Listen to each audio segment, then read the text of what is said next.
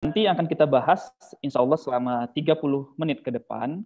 Yang pertama adalah bagaimana cara kita menegakkan diagnosis, bagaimana kita menentukan luaran keperawatan, dan bagaimana kita menentukan intervensi keperawatan.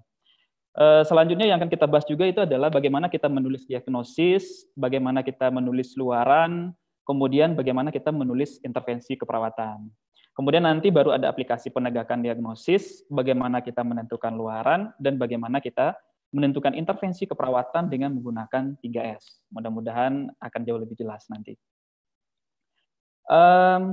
Yang pertama, kita mulai dulu dari proses keperawatan yang pertama. Mungkin kalau boleh kita ulang, Bapak, Ibu, dan teman-teman sejawat semuanya, ada 5 proses keperawatan, dimulai dari pengkajian, kemudian kita menegakkan diagnosis, kemudian membuat perencanaan, implementasi, dan evaluasi keperawatan.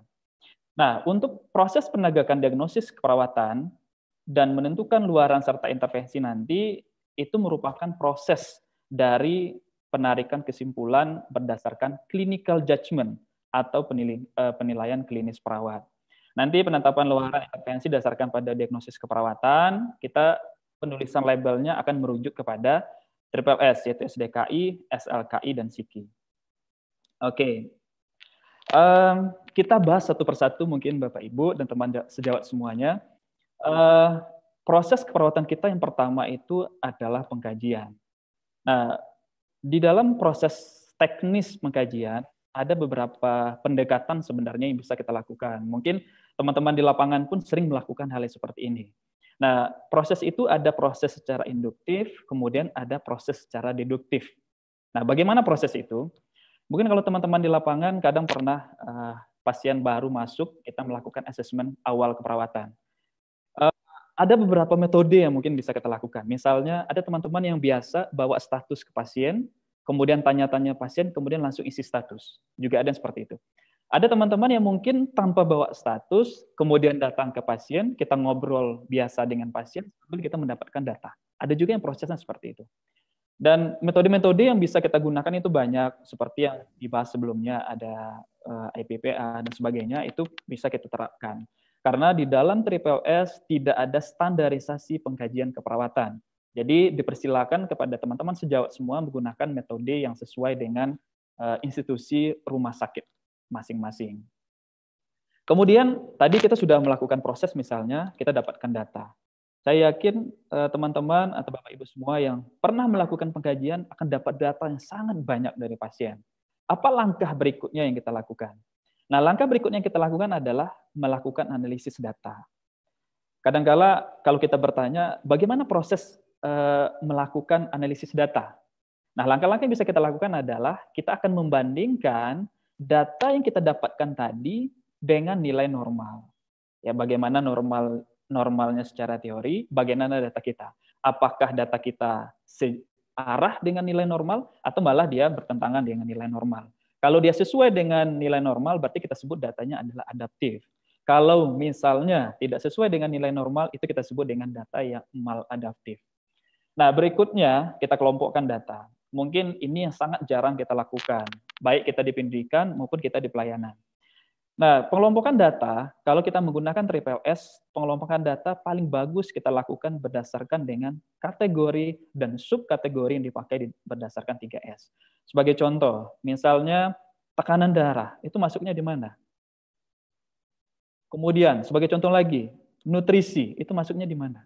Nah, itu kita kelompokkan berdasarkan kategori dan subkategori. Paling tepatnya adalah di kategori. Kemudian, kita identifikasi masalah, apakah masalahnya nanti termasuk masalah yang aktual, apakah nanti masuk masalah yang risiko, atau promosi kesehatan. Seperti yang sudah dijelaskan oleh pemateri berikutnya, jenis-jenis dari diagnosis keperawatan.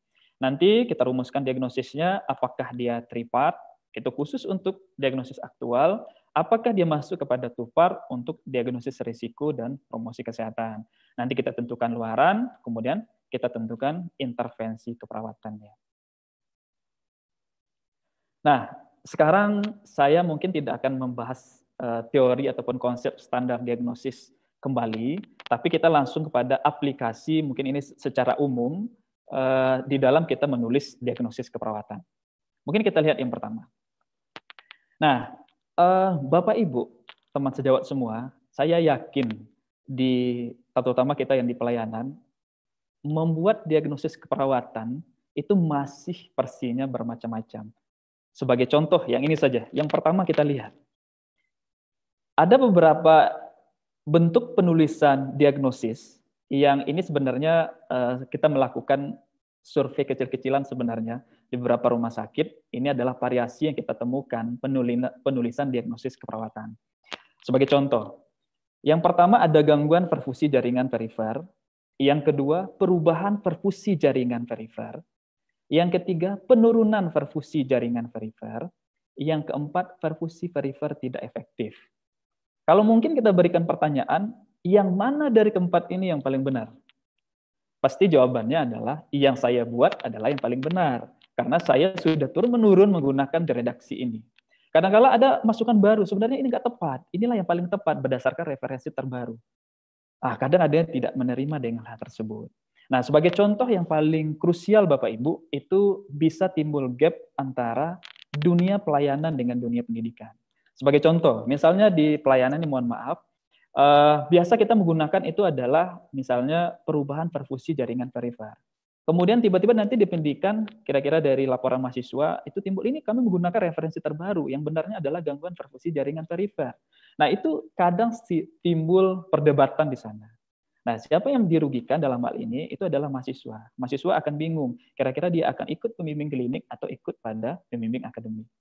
Nah, yang paling krusial lagi adalah, yang paling urgent lagi adalah ketika nanti ada uji kompetensi, ketika kita tidak satu pemahaman, itu sebenarnya tidak akan match bagaimana persepsi mahasiswa di dalam menegakkan diagnosis. Nah, kita lihat yang lain lagi. Kalau mungkin sebelum kita masuk yang lain, saya sampaikan kalau di SDKI kita menggunakan yang nomor 4. Ya, jadi yang kita standarisasi penggunaan keseragaman bahasa seluruh Indonesia, kita menggunakan adalah perfusi perifer tidak efektif. Nah, yang berikutnya, itu ada perubahan nutrisi kurang dari kebutuhan tubuh, gangguan nutrisi kurang dari kebutuhan tubuh, gangguan kebutuhan nutrisi, atau defisit nutrisi. Coba Bapak Ibu, teman sejawat semua, kira-kira kalau mungkin kita tanya dalam diri kita sendiri, saya lebih banyak menulis yang mana nih untuk redaksi diagnosis yang ini. Nah, kalau di SDKI, yang kita standarisasi itu adalah defisit nutrisi untuk bahasa yang kita gunakan di seluruh Indonesia. Kemudian, nah, ini variasi yang paling banyak kita temui di lapangan. Kenapa? Karena ini adalah diagnosis favorit yang sering teman-teman sejawat tegakkan di lapangan. Yang pertama itu adalah gangguan rasa nyaman titik 2 nyeri, yang kedua ada gangguan rasa nyaman, yang ketiga ada nyeri saja, yang keempat ada nyeri akut. Kira-kira yang benar yang mana? Nah, kalau berdasarkan SDKI, yang benarnya itu adalah nyeri akut. Ya, ini di dalam buku standar diagnosis keperawatan Indonesia yang kita terapkan di sana. Kemudian berikutnya, ada gangguan mobilitas fisik, hambatan mobilitas fisik, kerusakan mobilitas fisik, atau perubahan mobilitas fisik. Nah, di dalam SDKI, yang kita gunakan itu adalah yang nomor 1, gangguan mobilitas fisik. Berikutnya, gangguan jalan nafas, gangguan bersihan jalan nafas tidak efektif, atau bersihan jalan nafas tidak efektif. Kalau ini saya yakin Bapak Ibu pasti milihnya nomor 4. Kenapa? Karena ini diagnosis yang paling sering kita tegakkan di lapangan. Nah, akan tetapi bahasa yang harus kita gunakan Bapak Ibu itu juga harus sesuai. Karena kadang-kala misalnya ketika kita bimbingan, kalau saya pengalaman saya sendiri, ketika saya bimbing mahasiswa, itu mahasiswa banyak yang menyatakan diagnosisnya adalah bersihan jalan nafas. Padahal yang tepatnya adalah bersihan jalan nafas tidak efektif. Ya, kenapa itu tidak tepat? Karena bersihan jalan nafas itu merupakan luaran keperawatan. Mungkin nanti kita akan lihat di belakang untuk luaran. Kemudian yang berikutnya, gangguan pola nafas, perubahan pola nafas, atau pola nafas tidak efektif. Saya yakin Bapak Ibu akan pilih pola nafas tidak efektif, karena ini sudah sering sekali kita tegakkan di lapangan. Yang berikutnya, gangguan pemenuhan cairan, kekurangan cairan, hipovolemia, atau defisit volume cairan. Nah, di SDKI, yang kita tetapkan sebagai standar kita, bahasa yang kita gunakan untuk keseragaman Indonesia itu adalah nomor 3, hipovolemia.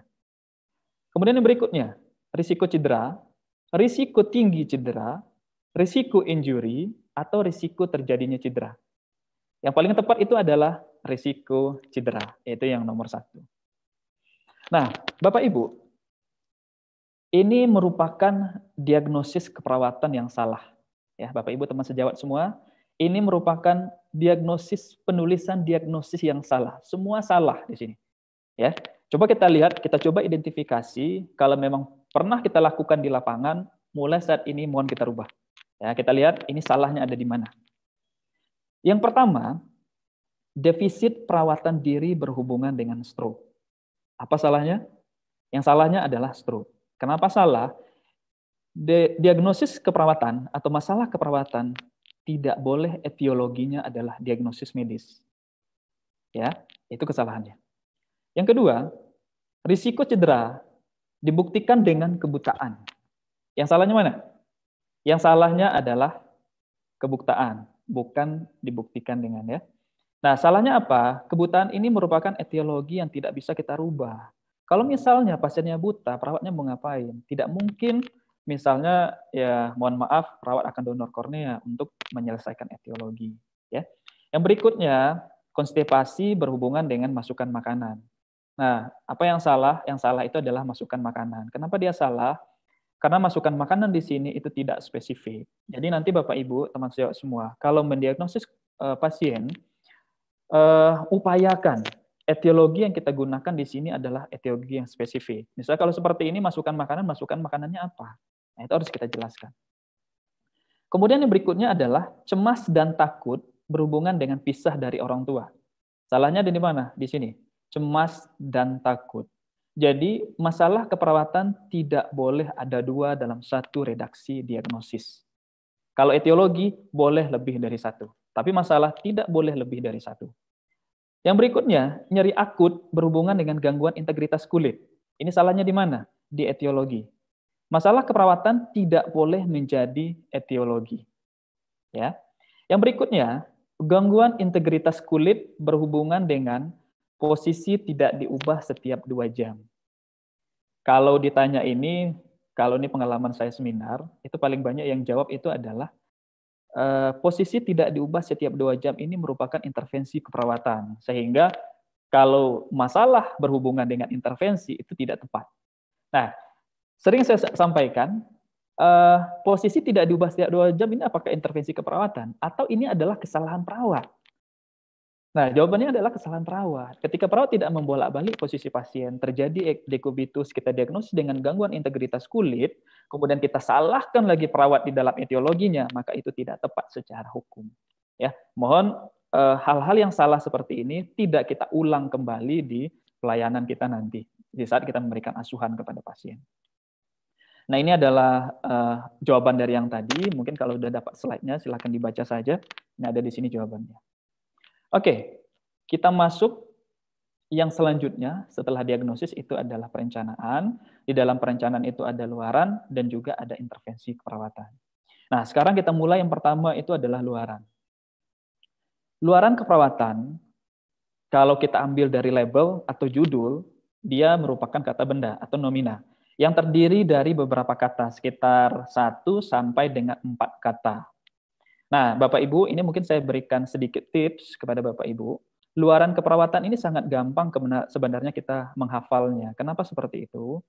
Karena hampir sebagian besar dari luaran keperawatan, bahasanya itu adalah pempositifan dari diagnosis keperawatan.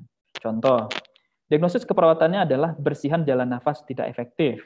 Maka luarannya adalah bersihan jalan nafas. Yang berikutnya, diagnosis keperawatannya penurunan curah jantung. Luarannya adalah curah jantung. Kemudian hipervolemia atau hipovolemia ini memang berbeda. Luarannya adalah status cairan. Kemudian misalnya berikutnya luarannya lagi adalah citra tubuh. Ya, kalau diagnosisnya gangguan citra tubuh, luarannya citra tubuh. Kalau diagnosisnya harga diri rendah, maka luarannya adalah harga diri.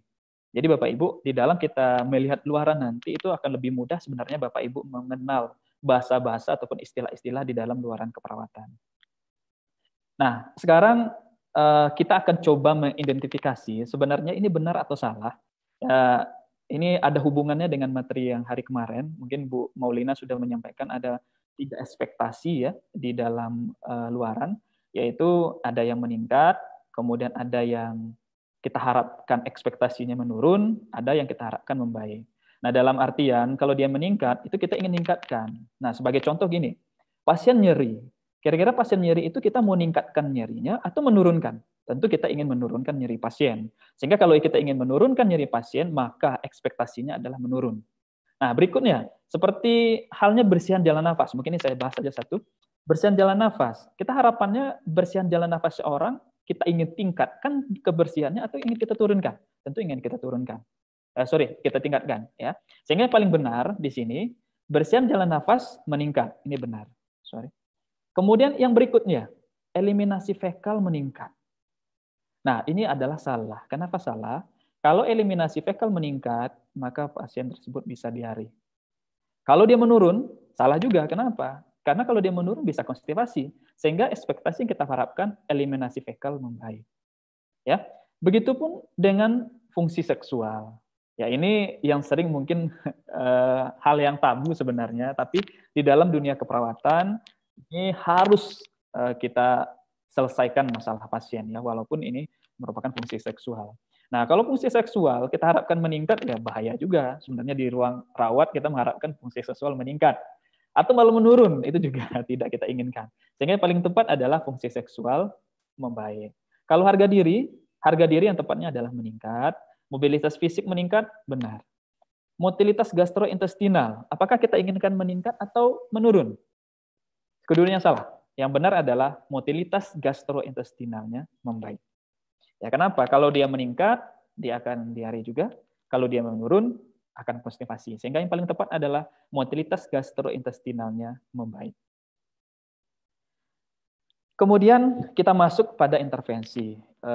Mungkin saya akan tambahkan beberapa hal mungkin yang krusial ataupun yang harus kita ketahui dari intervensi. Kalau memang tadi belum jelas, mungkin saya akan ulas sedikit tentang intervensi keperawatan.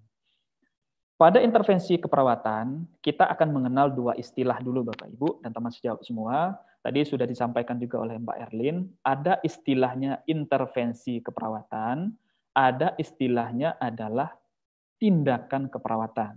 Apa bedanya? Kalau intervensi keperawatan, itu judul besarnya. Contoh, manajemen jalan nafas. Yang judul manajemen jalan nafas kita sebut dengan intervensi keperawatan. Kemudian ada tindakan-tindakan di bawahnya. Apa yang kita lakukan yang merupakan komponen dari manajemen jalan nafas. Contohnya adalah seperti tadi, kita membuka jalan nafas dengan teknik head tilt chin lift atau jaw thrust. Nah, tindakan-tindakan itu kita sebut dengan tindakan keperawatan. Ya, Bapak Ibu. Jadi saya tekankan, yang intervensi keperawatan, yang judul di atasnya seperti manajemen jalan nafas, itu tidak boleh Bapak Ibu rubah sama sekali. Kenapa? Karena itu sudah kita standarisasi, seluruh Indonesia kita menggunakan istilah itu.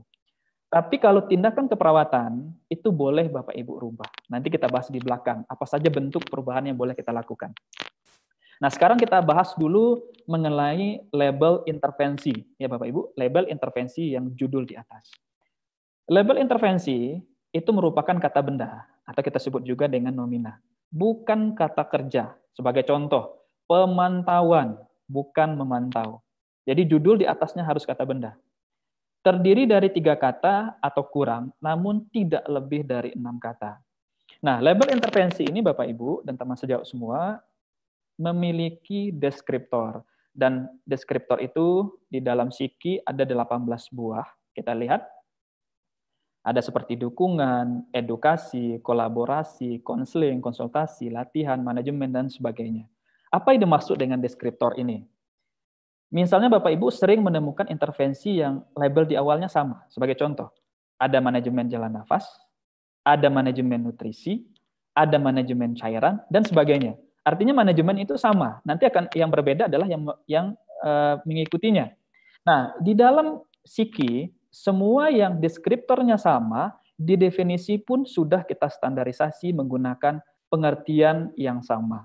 Sebagai contoh, Manajemen, setiap ada intervensi yang dimulai dengan awal manajemen, maka di definisi akan selalu diawali dengan mengidentifikasi dan mengelola. Kalau misalnya dia manajemen cairan, berarti ke arah cairannya. Kalau misalnya nutrisi, berarti mengidentifikasi dan mengelola ke arah nutrisinya. Seperti itu Bapak Ibu. Jadi di dalam deskriptor ini sudah kita standarisasi semua bentuk definisinya. Ya, ada 18. Nah, sekarang kita masuk pada tindakan. Sudah saya sampaikan perbedaan antara intervensi dan tindakan. Untuk tindakan atau langkah-langkah yang kita lakukan untuk melaksanakan intervensi tadi, itu selalu diawali dengan kata kerja. Ya, bentuknya bentuk perintah, karena ini adalah intervensi. Nah, di dalam tindakan, kita harus menghindari menggunakan kata kaji, observasi, dan evaluasi. Kenapa seperti itu? Saya kasih contoh Bapak Ibu. Misalnya intervensi yang sering kita lakukan itu adalah manajemen nyeri. Kadangkala di awal manajemen nyeri kita membuat intervensi tindakan seperti ini. Kaji nyeri secara komprehensif dimulai dari ini sampai ini. Nah, kenapa kita tidak menggunakan kata kaji? Karena itu akan bertentangan dengan proses keperawatan yang pertama, yaitu pengkajian. Sebenarnya kalau kita bertanya, ini sebenarnya intervensi atau pengkajian? Tentu kita menyampaikan ini adalah intervensi. Tapi kenapa ada pengkajian lagi? Sebenarnya tujuan di sana bukan pengkajian yang proses keperawatan yang pertama, tetapi itu adalah reassessment sebenarnya sebelum kita melakukan tindakan intervensi nyeri. Nah, sehingga supaya tidak rancu, kita di dalam tindakan keperawatan, kita hindari menggunakan kata-kata yang seperti itu. Termasuk kata observasi. Karena apa? Karena di dalam klasifikasi dari Psiki itu ada otek, observasinya. Sehingga kata-kata kaji, observasi, dan evaluasi, kita rubah bahasanya dengan kata periksa, identifikasi, dan monitor. Kemudian Bapak Ibu, kita juga harus menghindari mengombinasikan dua ide dalam satu tindakan. Sebagai contoh gini, lakukan misalnya posisikan pasien semipolar dan berikan oksigen 3 liter per menit. Itu nggak boleh kita gabung jadi satu. Dalam satu redaksi tindakan keperawatan. Harus kita pisah. Ya. Nah, kemudian tindakan-tindakan keperawatan tersebut kita susun secara sistematis, dan ini yang perlu saya sampaikan dan saya tekankan kepada Bapak Ibu teman sejawat semua, tindakan keperawatan boleh kita lakukan 3 hal. Apa itu? Boleh kita lakukan addition, deletion, dan modification. Artinya apa? Tindakan keperawatan tadi boleh Bapak Ibu tambah, boleh dihapus, boleh bahasanya juga dimodifikasi untuk tindakan keperawatan di dalam Psiki. Tapi ingat, harus kita sesuaikan konsistensi antara tindakan dengan makna label. Jangan sampai nanti labelnya itu adalah manajemen jalan nafas, ditindakan ke arah peningkatan harga diri, itu tidak match. Ya, tolong diperhatikan benar ketika kita melakukan modifikasi. Ya, saya tekankan sekali lagi, tindakan keperawatan boleh kita modifikasi, boleh ditambah, kemudian boleh dihapus, tapi intervensi keperawatan bahasanya tidak boleh dirubah. Ya, Bapak Ibu, mohon kita sepakat semua supaya kita satu persepsi. Nah, sekarang kita lihat, ini benar atau salah. Ini beberapa hal yang sering kita lakukan mungkin di lapangan, sama-sama kita koreksi, kita sempurnakan supaya pelayanan kita akan semakin baik. Nah, sebagai contoh gini Bapak Ibu, memonitor intake dan output cairan. Apakah ini benar atau salah? Jawabannya adalah salah. Kenapa? Karena di sini menggunakan kata monitor, bukan kata kerja bentuk perintah. Yang benarnya adalah monitor intake dan output cairan. Yang berikutnya, observasi tanda-tanda vital. Benar atau salah? Salah. Kenapa? Ada kata observasi. Ya harusnya monitor tanda-tanda vital. Berikutnya, evaluasi kontraksi uterus setiap 15 menit. Apakah ini benar atau salah? Jawabannya juga salah. Kenapa? Ada kata evaluasi. Evaluasi ini merupakan proses kelima dari keperawatan, sehingga supaya tidak rancu, kita ganti juga dengan monitor. Berikutnya, posisikan semipolar dan lakukan fisioterapi dada. Ini boleh atau tidak? Ini juga tidak boleh. Kenapa? Menggabungkan dua ide dalam satu kalimat. Tidak boleh. Kemudian, ubah posisi pasien. Mungkin bisa benar, tapi posisinya apa dulu? Harus juga kita jelaskan. Anjurkan minum cairan. Nah, pasti akan sesuai juga dengan yang sebelumnya. Cairannya apa, kemudian berapa banyak. Kemudian pasang akses vena sentral jika perlu. Ini benar Bapak Ibu. Jadi di dalam Psiki, setiap intervensi yang sifatnya kolaborasi, kita selalu tambahkan di belakangnya jika perlu. Ya. Kenapa? Kalau tidak perlu kita kolaborasi, silahkan selesaikan dengan tindakan mandiri perawat. Kalau perlu kita lakukan kolaborasi, baru kita lakukan kolaborasi. Ya, jangan terbalik, kita lakukan tindakan kolaborasi dulu, malah tindakan mandiri keperawatan tidak kita lakukan. Itu sangat salah. Ya, Bapak Ibu. Mohon kita saling sepakat untuk mengembangkan profesi kita. Nah, ini tadi sudah disampaikan di dalam materi sebelumnya, bahwa di dalam komponen standar intervensi, khusus untuk tindakan keperawatan, kita sudah lakukan klasifikasi, Bapak Ibu. Tujuannya apa? Supaya mempermudah Bapak Ibu di lapangan. Nah, klasifikasi menjadi apa? Ada observasi, terapeutik, edukasi, dan kolaborasi. Untuk tindakan-tindakan yang sifatnya monitoring kepada pasien, maka dia sudah satu kelompok, yaitu pada kelompok observasi. Yang sifatnya adalah mandiri perawat, tanpa harus menunggu instruksi, itu kita kelompokkan pada kelompok terapeutik. Dan khusus untuk edukasi, yang kita sekarang ini pada era-eranya akreditasi rumah sakit, kita dituntut untuk melakukan edukasi kepada pasien, kita bingung apa materi edukasi yang paling tepat, sudah kita kelompokkan di tindakan keperawatan yang mengacu kepada edukasi kepada pasien.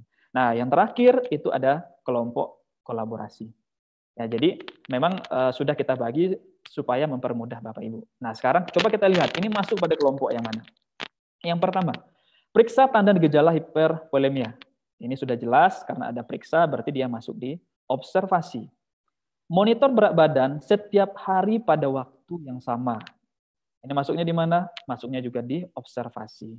Batasi asupan cairan dan garam. Ini masuknya di terapeutik. Ajarkan cara mengukur intake dan output cairan. Ini masuknya di edukasi. Anjurkan melapor jika berat badan bertambah lebih dari 1 kg dalam sehari. Ini juga masuknya di edukasi. Kemudian kolaborasi pemberian diuretik jika perlu, ini masuknya adalah di kolaborasi. Baik Bapak Ibu, itu sedikit pengantar sebenarnya sebelum kita masuk kepada aplikasi latihan kasus. Oke, kita lihat, saya sudah menyiapkan sebenarnya di sini ada 3 kasus, mungkin bisa kita cermati bersama untuk kasus-kasus yang akan saya berikan nanti. Ini kasus pertama, perempuan berusia 68 tahun dirawat di ruang perawatan intermediate dengan keluhan sesak nafas dan mudah lelah. Riwayat hipertensi sejak 20 tahun yang lalu. Dan riwayat infark miokard 10 tahun yang lalu. Tekanan darah pasien 160 per 100 mm/Hg, frekuensi nadinya 98 kali per menit, frekuensi napasnya 24 kali per menit, distensi vena jugularisnya positif, terdengar rongki dan edema ekstremitasnya positif 2. Cyanosis, kemudian CRT-nya memanjang, lebih dari 3 detik. Sekarang coba kita lihat, Bapak Ibu, mungkin sekilas saja kita baca kasusnya. Coba kita lihat, apa diagnosis keperawatan pada pasien tersebut. Yang pertama, risiko perfusi miokard tidak efektif. Yang kedua, penurunan curah jantung. Yang ketiga, intoleransi aktivitas. Atau yang keempat, hipervolemia. Saya yakin Bapak Ibu, kalau melihat dari kasus yang ini, pasti kita langsung didistraksi ataupun mengarahkan pola pikir kita ke arah 2 diagnosis. Yang pertama adalah penurunan curah jantung, dan yang kedua adalah hipervolemia. Nah, coba kita lihat. Kalau Bapak Ibu mengarahkan ke hipervolemia, pasti data yang paling mendasar itu ini. Ini pasiennya ada edema, positif 2. Sehingga kita, kalau misalnya kita tidak mendalami dalam kasus ini, itu akan terdistraksi ke arah hipervolemia. Padahal kalau kita analisis secara dalam, ya, analisis secara dalam pada kasus ini, yang tepat masalahnya itu adalah di penurunan curah jantung. Kenapa seperti itu? Mungkin saya akan bahas hanya sedikit saja. Edem pada pasien ini itu bukanlah karena cairan yang berlebih. Tapi kenapa? Karena pompa jantung yang menurun. Kenapa dia bisa menurun? Ingat, kita lihat di sini bahwa pasien mempunyai riwayat infark miokard 10 tahun yang lalu. Ya. Nah, di samping itu, pasien karena dia punya riwayat darah tinggi, tensinya juga masih tinggi untuk saat ini. Nah, kalau misalnya tensi tinggi, itu akan meningkatkan systemic vascular resistance, yang nanti tahanan dari pembuluh darah akan melawan kerja jantung. Jantung yang sudah lemah dipaksa pompa SPR yang tinggi atau tahanan pembuluh arteri yang tinggi, ya sudah, itu akan menurunkan curah jantung. Sehingga apa efeknya? Nanti darah yang dari perifer itu akan terkendala balik lagi ke jantung. Itu yang menyebabkan pasiennya edem positif 2. Jadi bukan dari cairan yang berlebih. Sehingga yang paling tepat diagnosisnya adalah penurunan curah jantung. Nah, luarannya apa? Saya yakin ini sangat sinkron, karena dia penurunan curah jantung diagnosisnya, maka luaran kita adalah curah jantung meningkat. Intervensi kita apa? Intervensi kita adalah perawatan jantung. Ya, jadi sangat sinkron. Diagnosisnya adalah penurunan curah jantung, kemudian luarannya curah jantung meningkat, dan intervensinya adalah perawatan jantung. Kita lanjut pada kasus kedua. Nah, kasus kedua, seorang laki-laki berusia 57 tahun dirawat dengan keluhan perut membesar dan terasa tidak nyaman. Hasil pengkajian, mual sejak 2 minggu yang lalu. Nafsu makan menurun, berat badan menurun 5 kg dalam 1 bulan. Frekuensi napas 21 kali per menit, frekuensi nadi 89 kali per menit, tekanan darah 100/75 mm/Hg, pasien riwayat minum alkohol sejak 20 tahun yang lalu. Sekarang apa kemungkinan diagnosisnya? Yang pertama defisit nutrisi, yang kedua adalah risiko defisit nutrisi, yang ketiga adalah nausea, yang keempat adalah pemeliharaan kesehatan tidak efektif. Nah, Bapak Ibu, kalau Bapak Ibu cermati ke kasus ini, seringkali kita di lapangan mendasarkan kita mendiagnosis pasien dengan defisit nutrisi itu karena berat badan yang menurun. Ingat Bapak Ibu, berat badan yang menurun ini bukan menjadi patokan yang tepat, tapi harus ada tambahannya. Sebagai contoh gini, pada pasien ini memang dia mengalami penurunan berat badan 5 kg. Ya. Akan tetapi Bapak Ibu, kita belum tahu berat badan sebelumnya berapa. Kalau misalnya dia turun dari 100 menjadi 95, ya nggak jadi masalah. Dengan misalnya tingginya adalah 167. Tapi kalau misalnya dia berat badannya 45 kg, turun 5 kg dalam 1 bulan menjadi 40, baru itu masalah. Ya, itu yang harus kita cermati di dalam kita mendiagnosis defisit nutrisi. Nah, kadang-kala ini yang jarang kita cermati Bapak Ibu ketika kita mendiagnosis pasien. Nah, di dalam diagnosis keperawatan kita di defisit nutrisi di dalam SDKI, di definisi kita sudah mencantumkan bahwa yang kita katakan defisit nutrisi ketika turun berat badannya 10% dari berat badan ideal. Kalau di Nanda malah definisinya itu ke arah 20%. Ya. Kita tidak sesuai dengan Indonesia. Kenapa? Kalau 20% itu akan sangat jauh sekali. Misalnya apa dalilnya 5 menit lagi? Baik, terima kasih Pak. Misalnya sebagai contoh, kalau berat badan pasien itu 50 kg, kalau dia turun 10% misalnya, harus nunggu 10 kilo dulu, baru defisit nutrisi bisa kita tegakkan. Sehingga tidak tepat dengan kondisi kita di Indonesia. Sehingga kita menyampaikan dari atau mencari dari berbagai referensi, termasuk beberapa penelitian, sehingga sepakatnya adalah di 10%. Ini diagnosisnya kalau misalnya kita tambahkan ada data, itu sengaja kita buat rancu kasusnya, ada data tinggi berat badan, tinggi badan, maka yang tepat adalah defisit nutrisi, dengan luaran perawatannya adalah status nutrisi membaik, dan intervensi kita adalah manajemen nutrisi. Ini untuk kasus ketiga, mungkin tidak perlu saya panjang lebar, kita baca langsung kita bahas. Seorang laki-laki berusia 48 tahun dirawat dengan keluhan sesak napas sejak 2 hari yang lalu, dan memberat sejak 6 jam yang lalu.